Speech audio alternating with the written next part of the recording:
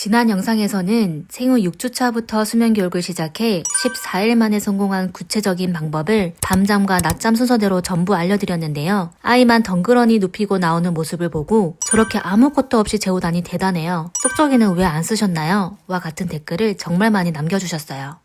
오늘 영상에서는 매일 쓰는 수면 육아템 5가지와 국민템이지만 사용하지 않는 수면템들과 그 이유에 대해 속 시원하게 말씀드려 보겠습니다. 안 그래도 힘든 육아 복잡하고 어렵게 하지 마시고 최소한으로 심플하게 환경을 세팅하시는 걸 추천드려요. 본격적으로 시작하기에 앞서 수면교육 방법은 부모 성향이나 교육관에 따라 달라지는 것 같아요. 저도 첫째 때는 모로반사로 깨는 모습이 안쓰러워 각종 육아템들을 사용했었는데요. 둘째 때부터는 꽁꽁 싸매는 것보다 손으로 탐색하고 이리저리 굴러보는 게 발달에 도움이 될 것 같아 모로반사 방지템은 쓰지 않으려고 노력했습니다. 쪽쪽이 옆잠 베개와 같이 나중에 끊을 때 고생할 수 있는 아이템들 또한 가능한 사용하지 않으려고 했고 도저히 안 되겠다 싶을 때 하나씩 추가해서 짧게만 사용했어요. 이 부분 참고해서 시청해주세요. 첫 번째 아기 침대입니다. 신생아 시기부터 수면교육 초기까지는 델라 원목 침대를 사용했어요. 가드 내려놓고 침대에 붙여놓으니 신생아 돌보기가 훨씬 수월했습니다. 저희는 분리수면을 일찍 시작해 각자 방에서 따로 재우고 있는데요. 두 아이 모두 가성비 좋은 레이디 가구 저상형 데이베드를 사용하고 있어요. 첫째 때는 분리수면 후에도 신생아 침대에서 그대로 재우다가 작아서 꽉 끼기 시작할 때쯤 저상형 데이베드로 바꿔주었는데요. 바꾸자마자 360도 돌면서 자는 걸 보고 진작에 바꿔줄 걸 하고 후회했습니다. 아이들은 깨어있을 때뿐만 아니라 자는 동안에도 버둥거리고 뒤집고 하면서 발달을 한다고 해요. 움직임이 많아질 시기에는 뒹굴뒹굴 하면서 잘 수 있도록 넓은 침대로 바꿔주시는 걸 추천드립니다. 저도 둘째 때는 분리수면 시작하자마자 데이베드로 옮겨주었는데요. 아이들 낙상 위험을 줄여주고 부모 허리와 무릎도 보호해주고 넉넉한 사이즈로 오랫동안 뽕 뽑을 수 있을 것 같아 아주 만족하며 잘 사용하고 있습니다. 두 번째 홈캠 스탠드 거치대입니다. 첫째 때는 집게 거치대를 사용했는데 화면이 돌아가서 이상한 데를 비추고 있고 떨어질까봐 불안불안했거든요. 그때 스탠드 거치대를 발견하고 육아 스트레스가 확 줄어들었어요. 타공 없이 높게 설치할 수 있고 넓은 받침대로 흔들림 없이 고정시킬 수 있거든요. 아기 눕히고 나와도 사각지대 없이 한눈에 볼 수 있어서 수면 교육할 때 한시름 놓을 수 있었습니다. 세 번째 암막 커튼입니다. 수면 교육 시작할 때 아기가 낮밤 구분할 수 있도록 낮잠은 밝고 적당한 소음이 있는 곳에 재워야 한다고 생각하실 수도 있는데요. 수유하고 놀 때만 환하게 해주시고 낮잠은 암막 커튼을 이용하여 어두운 환경에서 재워야 깊게 잠들 수 있다고 하더라고요.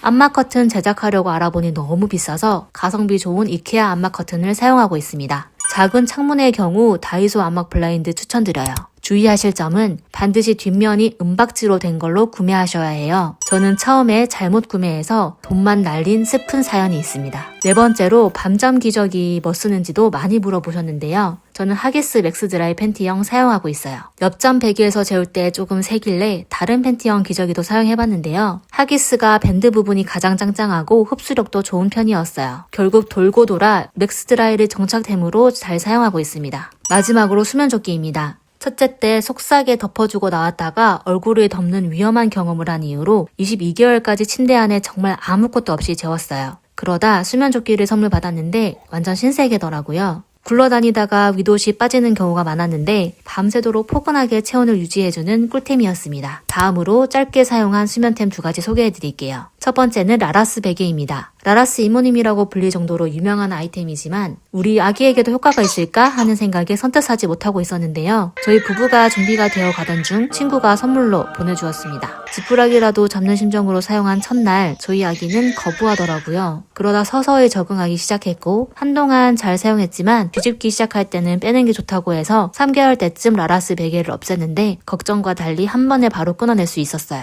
둘째 때는 산후도우미 오셨을 때만 잠깐 사용하고 수면 교육하는 동안에는 한 번도 사용하지 않았습니다. 두 번째 짧게 쓴 아이템은 스와드럽이에요. 생후 20일차부터 속삭이를 프로 헤쳐서 스와드럽을 입혔는데 입힐 때마다 얼굴에 태열이 올라오더라고요. 특히 제가 입힌 스와드럽은 꼭꼭 싸매는 형식이 아니어서 만세하는 자세로 자는 걸 보고 별 차이가 없을 것 같아 스와드럽 없이 재우고 있습니다. 처음에는 모로반사 때문에 깨는 경우도 있지만 금방 적응하고 다시 잘 자더라고요. 귀여운 불가사리 모습을 더 이상 보지 못해 아쉽지만 저희 아기의 경우 수면 교육에 꼭 필요한 아이템은 아니었습니다. 마지막으로 국민 아이템이지만 저는 사용하지 않은 것들 3가지 말씀드릴게요. 첫 번째 쪽쪽이입니다. 지난 영상에 쪽쪽이 왜 안 쓰는지 질문이 많이 달렸는데요. 이유는 간단해요. 저희 아기가 싫어해서요. 몇 번 물려봤는데 계속 뱉어내길래 어차피 끊어야 하는 쪽쪽이니 그냥 물리지 말자 생각했습니다. 수면 교육 시작할 때에도 나중에 쪽쪽이 셔틀을 해야 할 수도 있다고 해서 굳이 사용하지 않았고요. 14일 동안 고군분투한 끝에 쪽쪽이 없이도 혼자 잠드는 아이가 되었습니다.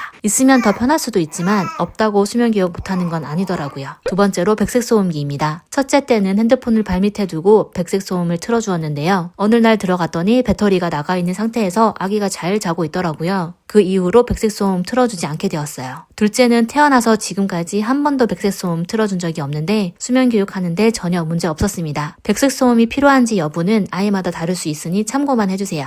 마지막으로 수면등입니다. 수면등은 필요 없다기보다 저희는 새로 사지 않고 기존에 있던 스탠드에 천을 덮어서 사용했어요. 새벽 수유할 때 전혀 문제 없이 잘 사용했습니다. 저희 부부처럼 이가 없으면 잇몸으로 라는 생각으로 육아템은 꼭 필요한 것만 최소한으로 드리고 싶은 분들은 기존에 가지고 있던 아이템을 활용해 보시는 걸 추천드려요. 굳이 아기용으로 구입하지 않아도 되는 경우가 많더라고요. 오늘은 수면 교육 방법에 이어 제가 사용한 최소한의 수면템만 골라서 찐후기를 들려드렸습니다. 영상에서 소개해드린 제품들은 고정 댓글에 전부 정리해두었으니 참고해주세요. 궁금한 내용 있으시면 댓글로 알려주세요. 항상 그렇듯 제가 아는 선에서 성심성의껏 답변 드릴게요. 이 영상이 도움이 되셨다면 구독과 좋아요 부탁드리고 여러분들의 행복한 육아를 진심으로 응원합니다.